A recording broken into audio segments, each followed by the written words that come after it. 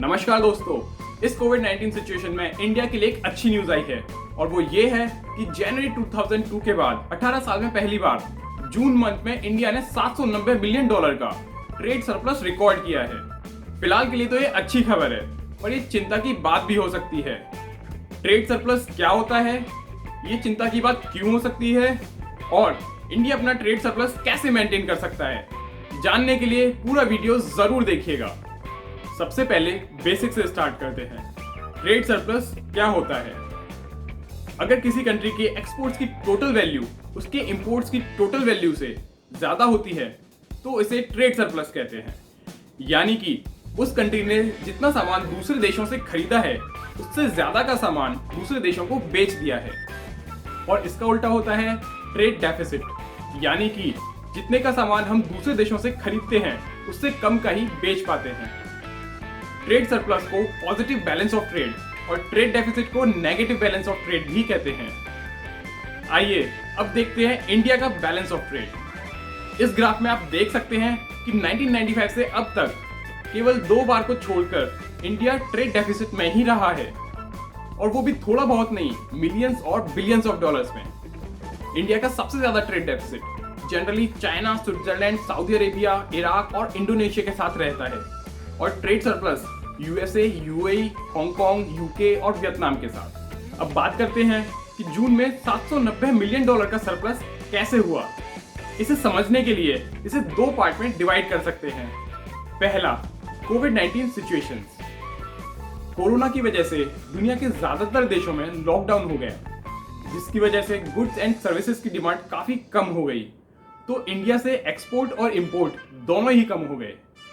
Import export से ज्यादा कम हुआ। इंपोर्ट 47.5% कम हुआ तो एक्सपोर्ट केवल 12.4% ही कम हुआ। और जिन आइटम्स में सबसे ज्यादा गिरावट आई वो है गोल्ड 77%, कोल 55%, पेट्रोलियम प्रोडक्ट्स और crude oil 55%, machinery 42%, electronic goods 34%।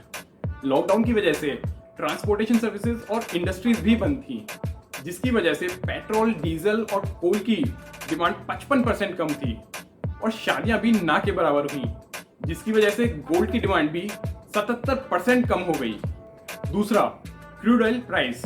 जून में क्रूड ऑयल का प्राइस $35 था, जो कि नॉर्मल रेट से लगभग आधा था। क्रूड ऑयल का इंपोर्ट तो आधा हो ही गया था, क्रूड ऑयल के प्राइस भी आधा हो गया, जिसका सीधा फायदा ट्रेड सरप्लस में दिखा। अब बात करते हैं कि इंडिया डेफिसिट में क्यों रहता है। ये इंडिया के 2019 के टॉप 10 इंपोर्ट्स की लिस्ट है।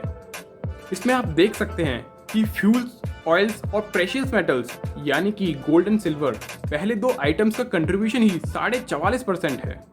हम इंडियंस को गोल्ड से बहुत प्यार है, चाहे शादी हो या त्योहार, हम गोल्ड खरीदने का बहाना ढूंढते रहते हैं।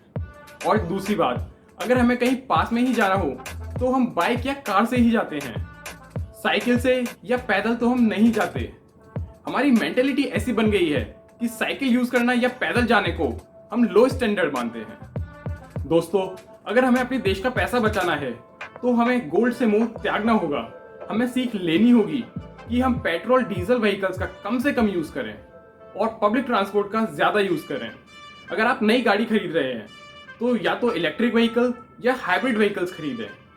हाँ, अभी इलेक्ट्रिक व्हीकल के लिए अपने देश में चार्जिंग इंफ्रास्ट्रक्चर इतना डेवलप नहीं है, तो आप हाइब्रिड व्हीकल्स खरीद सकते हैं। हाइब्रिड व्हीकल में पेट्रोल, डीजल कम यूज होता है। अगर हम अपने पड़ोसी देश चाइना की बात करें तो इस फील्ड में भी चाइना आगे निकलता जा रहा है। शंघाई और बीजिंग दुनिया की टॉप 2 कंट्रीज हैं जिनमें इलेक्ट्रिक व्हीकल्स और हाइब्रिड व्हीकल्स सबसे ज्यादा खरीदे जा रहे हैं। चाइना ने इलेक्ट्रिक व्हीकल्स की मैन्युफैक्चरिंग भी बढ़ा दी है, जो कि वो बाकी देशों को एक्सपोर्ट करेगा। अब मैं आपको बताता हूं कि जून में हुआ ट्रेड सरप्लस इंडिया के लिए चिंता की बात क्यों है। जून में हुआ ट्रेड सरप्लस मेनली ऑयल, कोल और मशीनरी में कम इंपोर्ट की वजह से हुआ, और इन कमोडिटीज का कम इंपोर्ट होना इकोनॉमिक स्लोडाउन बताता है।